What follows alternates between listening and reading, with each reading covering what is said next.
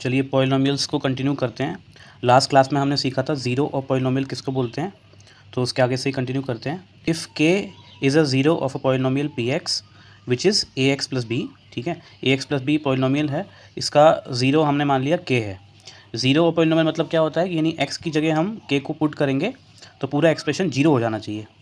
तो यही हम आगे करते हैं। पी ऑफ के इज इक्वल टू ज़ीरो, जहाँ जहाँ एक्स है वहाँ के पुट कर दो, इसको सॉल्व करेंगे तो के इज इक्वल टू आ जाएगा माइनस बी अपॉन ए। बी क्या है यहाँ पे, कांस्टेंट टर्म है। कांस्टेंट टर्म किसको बोलते हैं, जिसके साथ कोई वेरिएबल नहीं लगा होता। और ए क्या है यहाँ पे, कोफिशिएंट ऑफ एक्स है। वेरिएबल के साथ जो कांस्टेंट लगा होता है उसे कोफिशिएंट बोलते हैं। तो एक्सप्रेशन हमारा क्या आ गया, k is equal to minus of constant term upon coefficient of x यानी माइनस बी अपॉन ए।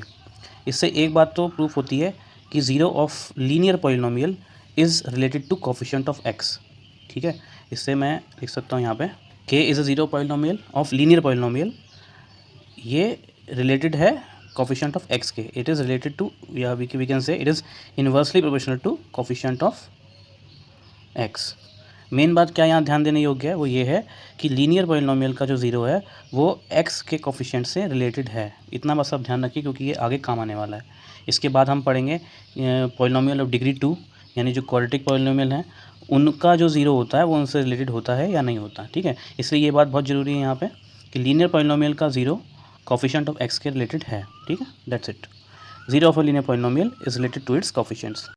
अब क्वाड्रेटिक पॉलिनोमियल की तरफ जाने से पहले कुछ बहुत ही इंपॉर्टेंट हम सीख लेते हैं। पॉलिनोमियल को ज्योमेट्रिकली कैसे रिप्रेजेंट किया जाता है, या फिर ये कहें कि geometrical meaning of zeros of the polynomial, ये जानना बहुत ज़रूरी है क्योंकि इतना हम पढ़ रहे हैं zero of a polynomial, zero of a polynomial, why it is so important.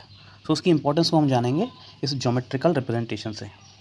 तो केस वन मैं लेता हूँ, लीनियर पॉलिनोमियल है जिसका डिग्री 1 होता है। ऑब्वियसली बात है, मैंने एक पॉलिनोमियल ले लिया 2x प्लस 3 और ये y है, तो मैंने ऐसे रिप्रेजेंट कर रहा हूँ y is equal to 2x plus 3। Class 9th में हम ये पढ़ चुके हैं कि कोई हमें लीनियर पॉलिनोमियल दिया हुआ है और उसको हमें ज्योमेट्रिकली यानी कि लाइन में रिप्रेजेंट करना है, ग्राफ में रिप्रेजेंट करना है, तो हम कैसे करते हैं। एक लीनियर पॉलिनोमियल को जब ग्राफिकली रिप्रेजेंट करेंगे तो लाइन ही आएगी। उसका एक सिंपल सा तरीका है, हमने रैंडम पॉइंट्स ले लिए और उनको करस्पॉन्डिंग पॉइंट उससे निकाला। जैसे मैंने अगर x की वैल्यू -2 ली तो -2 यहाँ पुट करोगे तो ये आपका आ जाएगा, जो सॉल्व करोगे तो y की वैल्यू -1 आ जाएगी।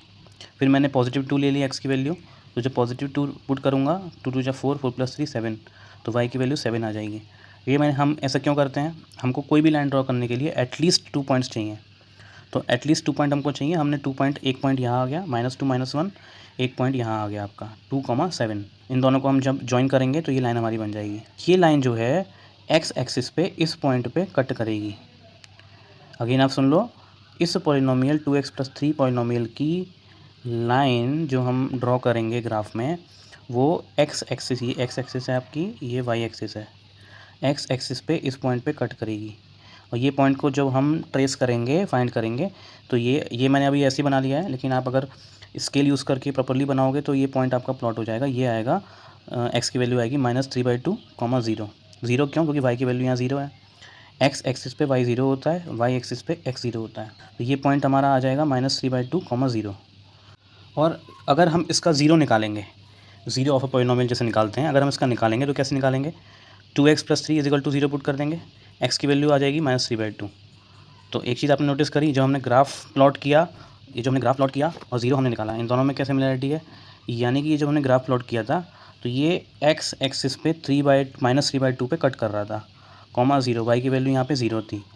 एंड द सेम थिंग यही आ रही है। हमने यहाँ पे क्या किया, ज़ीरो पॉलिनोमियल निकालने के लिए 2x प्लस 3 को 0 पुट किया, 2x प्लस 3 0 पुट किया, यानी हम y को 0 पुट कर रहे हैं, तो x की वैल्यू क्या आएगी, -3/2 आएगी।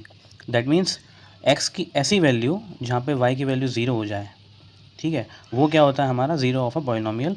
तो हम उसको इस तरीके से भी निकाल सकते हैं और ग्राफिकली भी निकाल सकते हैं।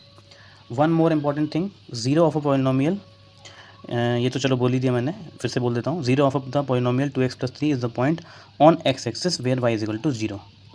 और एक बहुत ही इंपॉर्टेंट चीज़ आप ध्यान रख लो, इसको स्टार मार्क कर लो, लीनियर पॉलिनोमियल हैज़ ओनली 1 0। जो लीनियर पॉलिनोमियल होता है उसका सिर्फ और सिर्फ एक ज़ीरो होता है। आप देख सकते हो, ये ग्राफ हमने प्लॉट किया, ये ग्राफ x एक्सिस पे एक पॉइंट पे ही कट कर रहा है और हम जानते हैं y की वैल्यू x एक्सिस पे ही 0 होती है। तो ये ना यहाँ कट कर रहा, ना यहाँ कट कर रहा, ना यहाँ, सिर्फ इधर ही कट कर रहा है। और देख लो, ये आगे इसको एक्सटेंड करेंगे तो इनफाइनाइटली ये आगे बढ़ती जाएगी लाइन, इधर से आगे बढ़ती जाएगी, ये इधर इस डायरेक्शन में आगे बढ़ेगी, इस डायरेक्शन में आगे बढ़ेगी, लेकिन कहीं पे भी एक्स एक्सिस नहीं आएगी दोबारा। एक्स एक्सिस से सिर्फ इसकी मीटिंग एक ही बार हो रही है और वो इस पॉइंट पे हो रही है।